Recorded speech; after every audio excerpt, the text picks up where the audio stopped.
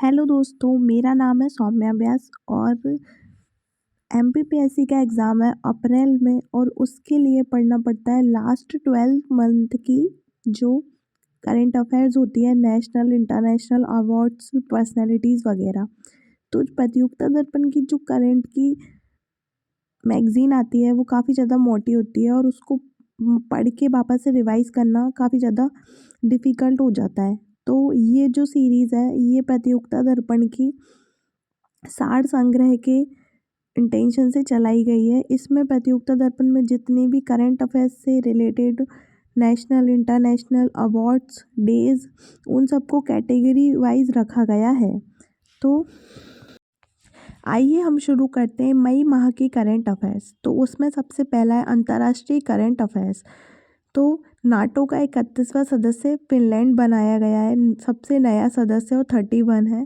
Second है great backyard पक्षी गणना 2023 में पहला स्थान अमेरिका का है, दूसरा स्थान भारत का है। दूसरा स्थान भारत का इसलिए ये जो पक्षी गणना है वो इम्पोर्टेंट हो गई है।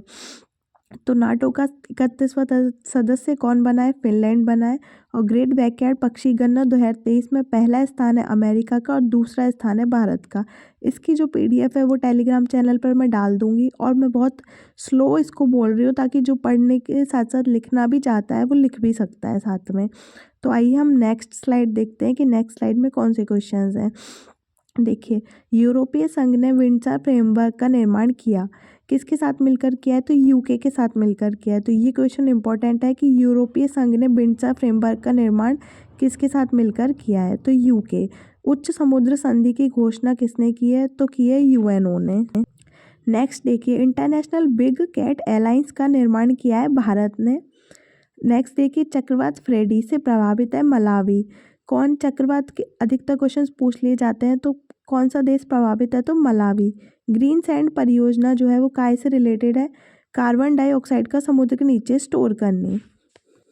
कहाँ स्टार्ट की गई है? डेनमार्क में। मैत्री पाइपलाइन जो है वो डीजल परिवहन के लिए है और किन दो देशों के बीच है? तो भारत और बांग्लादेश के बीच है। तो ये इंपॉर्टेंट है काफ़ी क्वेश्चन। मैत्री पाइपलाइन काफ़ी बार क्वेश्चंस एग्जाम में पूछा भी गया है कि मैत्री पाइपलाइन किन दो देशों के बीच है? तो भारत और बांग्लादेश। आइए नेक्स्ट देखते हैं। नेक्स्ट है, विश्व का सबसे बड़ा सेमीकंडक्टर चिप का निर्माण हो रहा है दक्षिण कोरिया में। देखिए, सेमीकंडक्टर जो चिप्स होती हैं उनका निर्माण दिखता है उत्तरी कोरिया दक्षिण कोरिया साइड में होता है, तो दक्षिण कोरिया में हो रहा है। स्टैच्यू ऑफ नॉलेज जो है वो BR अम्बेडकर की प्रतिमा है जिसका निर्माण महाराष्ट्र में हुआ है। आइए नेक्स्ट देखते हैं। देखिए, उत्तर पूर्व यानी नॉर्थ ईस्ट का पहला संपीड़ित बायोगैस संयंत्र कहाँ पर है? असम में। आयुष मंत्रालय ने पहले चिंतन शिविर का आयोजन किया है काजीरंगा नेशनल पार्क में। राष्ट्रीय युवा सांसद महोत्सव का चौथा संस्करण न्यू दिल्ली में आयोजित किया गया है। तो ये क्वेश्चंस जो है वो इम्पोर्टेंट है, काजीरंगा नेशनल पार्क वाला भी इम्पोर्टेंट है। आइए नेक्स्ट देखते हैं। देखिए, श्री अन्न महोत्सव कहाँ पर आयोजित किया गया है? बिहार के भोजपुर में स्टार्ट किया गया है। सुप्रीम कोर्ट के द्वारा हिंडनबर्ग रिसर्च रिपोर्ट के आधार पर अडानी ग्रुप की कंपनियों की जांच के लिए अभय मनोहर सप्रे समिति का गठन किया गया है। देखिए, समिति का नाम पूछ लिया जाता है कि अभय मनोहर सप्रे समिति। तो ये हो गया हमारा अंतर्राष्ट्रीय परिदृश्य जो कि प्रतियोगिता दर्पण का सार संग्रह है। आइए नेक्स्ट देखते हैं राष्ट्रीय करंट अफेयर्स।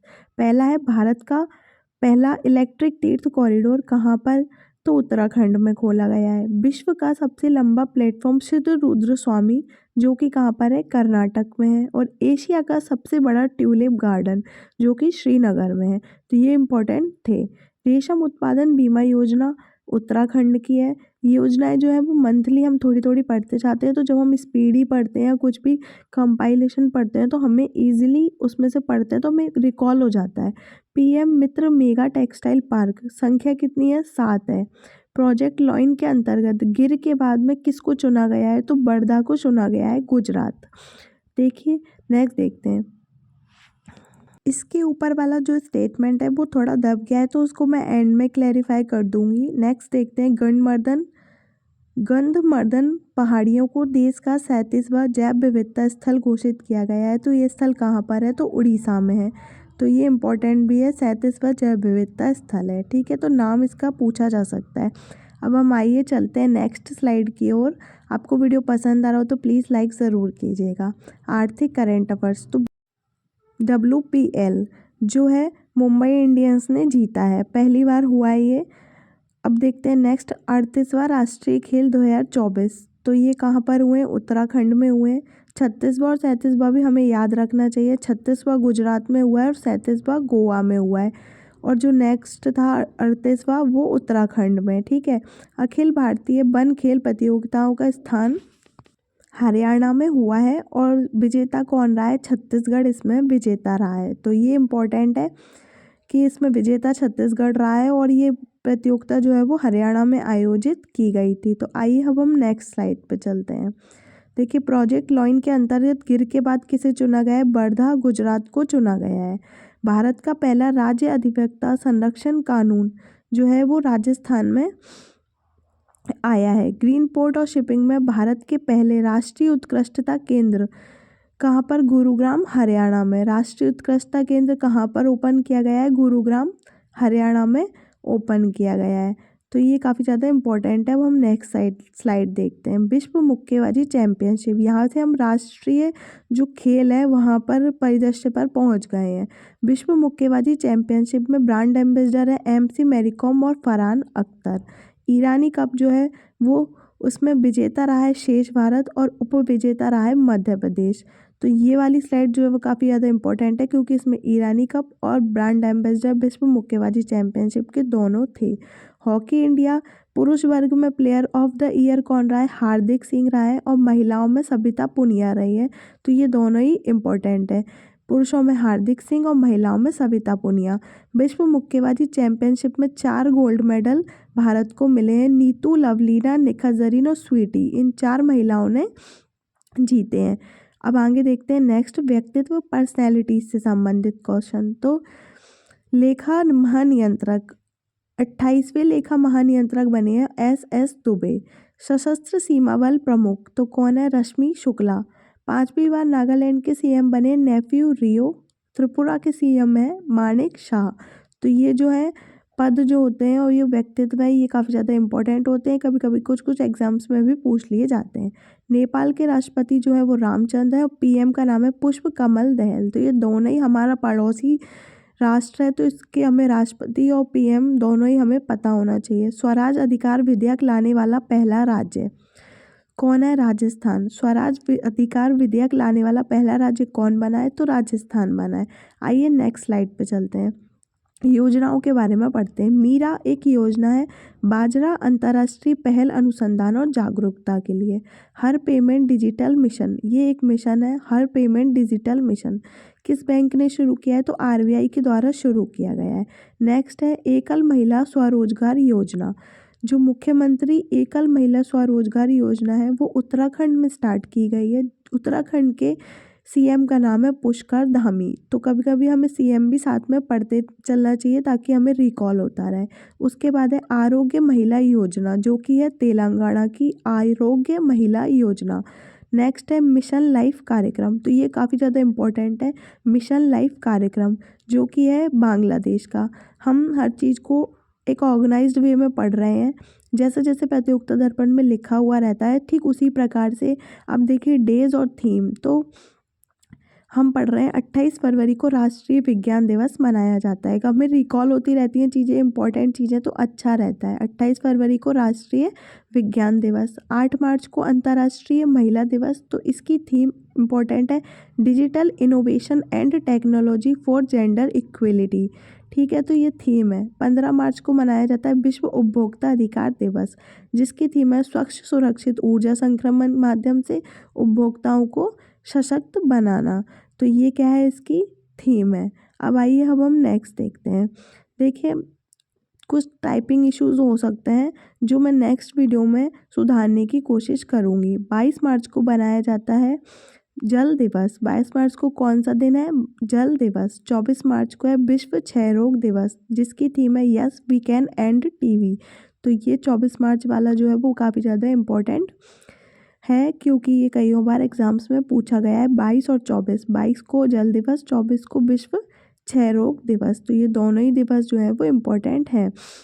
अब आइए, अब हम नेक्स्ट स्लाइड पे चलते हैं कि उसमें क्या दिया गया है। तो देखिए नेक्स्ट में संयुक्त सेना अभ्यास, जो कि हम मंथली पढ़ते जाते हैं तो हमें धीरे धीरे याद होते जाते हैं, इसलिए मंथली करंट देखना बहुत ही ज़्यादा ज़रूरी होता है।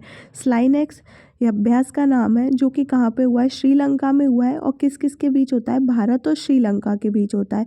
हम मोस्टली वही एक्सरसाइज पढ़ेंगे जो कि भारत की अन्य देशों के साथ होती हैं, क्योंकि वही हमारे लिए इम्पोर्टेंट होती हैं। अब जो कोकण अभ्यास है वो एक नौसैनिक अभ्यास है, जो कि यूके के साथ होता है भारत का, और जो अभी कहाँ पर हुआ है, कोकण तट पर हुआ है। ठीक है। अब है फ्रिंजेक्स। फ्रिंजेक्स किसका है, भारत और फ्रांस का अभ्यास है। स्थान है केरल, यानी कि केरल में ये अभी आयोजित किया गया था।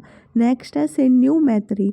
सिन्यू मैत्री जो है वो वायुसेना का अभ्यास है, जो कि कहाँ पर आयोजित किया गया है, जापान में आयोजित किया गया है। और भारत और जापान के बीच ये अभ्यास होता है। समुद्री साझेदारी अभ्यास, ये क्या है, फ्रांस के द्वारा किया गया है अरब सागर में। तो ये भी अपने आप में काफ़ी ज़्यादा इम्पोर्टेंट है।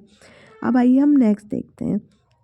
तीसरा बहुपक्षीय समुद्री अभ्यास, ला पैरोस का आयोजन। ये अभ्यास का नाम है ला पैरोस। ला पैरोस का आयोजन कहाँ पे किया गया है, हिंद महासागर में। जिसमें कौन कौन शामिल है, भारत, जापान, ऑस्ट्रेलिया और अमेरिका।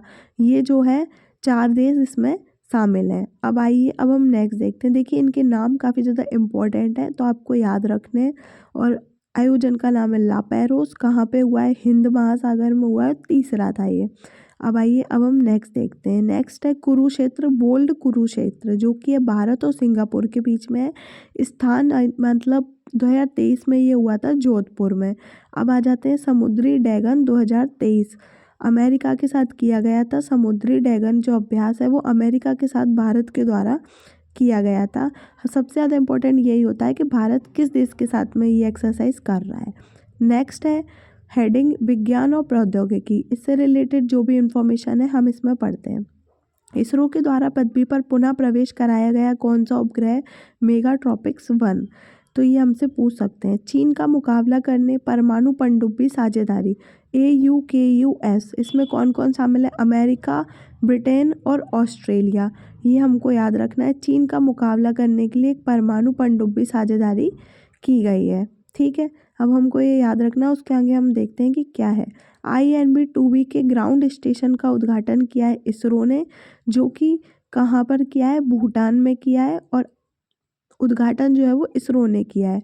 उत्तर भारत का पहला परमाणु संयंत्र फतेहाबाद, हरियाणा में। उत्तर भारत का पहला परमाणु संयंत्र कहाँ पर, फतेहाबाद, हरियाणा में निर्माण किया गया है। अब आइए, अब हम नेक्स्ट देखते हैं कि नेक्स्ट क्या है। देखिए आपको वीडियो पसंद आ रहा हो तो प्लीज़ वीडियो को पूरा देखिएगा, लाइक कीजिएगा, चैनल को सब्सक्राइब कीजिएगा। मैंने पूरा 8 से 9 मंथ का कंटेंट बना लिया है और वीडियो जो है वो डेली अपलोड की जाएगी। अब हम देखते हैं सम्मेलन, अंतर्राष्ट्रीय धर्म सम्मेलन।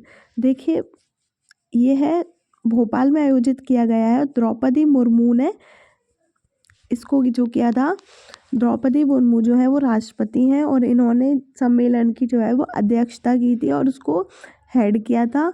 अंतर्राष्ट्रीय धर्म सम्मेलन जो कि कहाँ पे हुआ है, धर्म सम्मेलन, द्रौपदी मुर्मू। 8वां रायसीना डायलॉग, कहीं कहीं पर टाइपिंग मिस्टेक हो जाएगी जो कि मैं आपको PDF में सही करके दूंगी कुछ चीज़ें। पहला बोडोलैंड अंतर्राष्ट्रीय ज्ञान महोत्सव कहाँ पर आयोजित किया गया है, ये पहला इसलिए ज़रूरी है, असम में।